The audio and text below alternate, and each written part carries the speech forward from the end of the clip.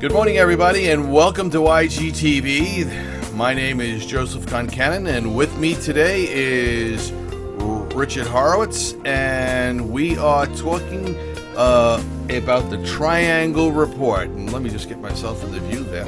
Okay, there we go.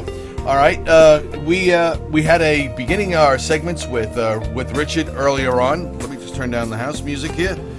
All right, and Richard, say good morning.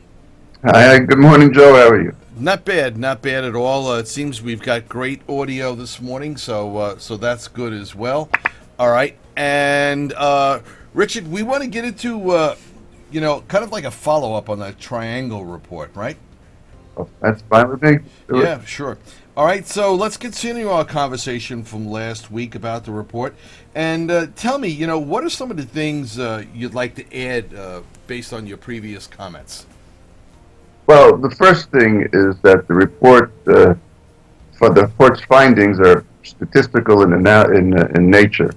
They talk about numbers. They don't talk about the nature of the threats that these numbers represent.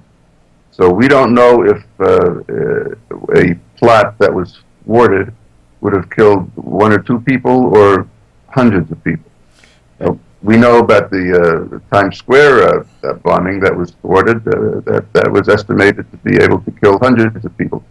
But the report refers to 26 plots in 2010, and which were lowered to 20 plots in 2011, and as if that encompasses the entire picture.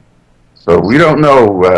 The report itself doesn't reflect the nature of the threat. In other words, how many people might have been killed by all of these plots?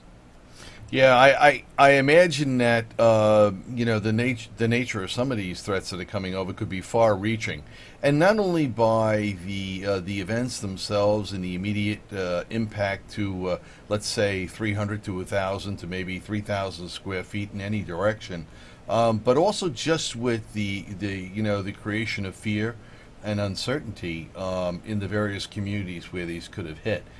So that impact alone, a little difficult to measure, but it could be catastrophic, as we saw here in New York City, during 9/11. People were really at fear. Yeah, another thing that's difficult to measure is were all these plots to have taken place. Let's say all 20 of them have been successful. What effect would that have had on others who want to try to accomplish the same thing? That's not discussed or measured at all in these reports. So when you say the nature of the threat, can you tell me how do you define that? The nature of the threat, just so our listeners can get an idea of how you look at it through your eyes. What Islamic terrorists are trying to do is kill people.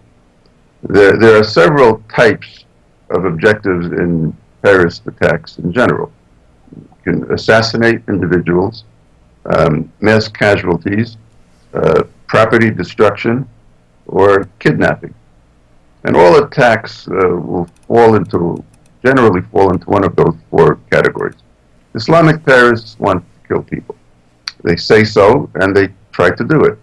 So when you have a statistical analysis which shows that there are far more terrorist attacks in other parts of the world than Islamic terrorism would cover.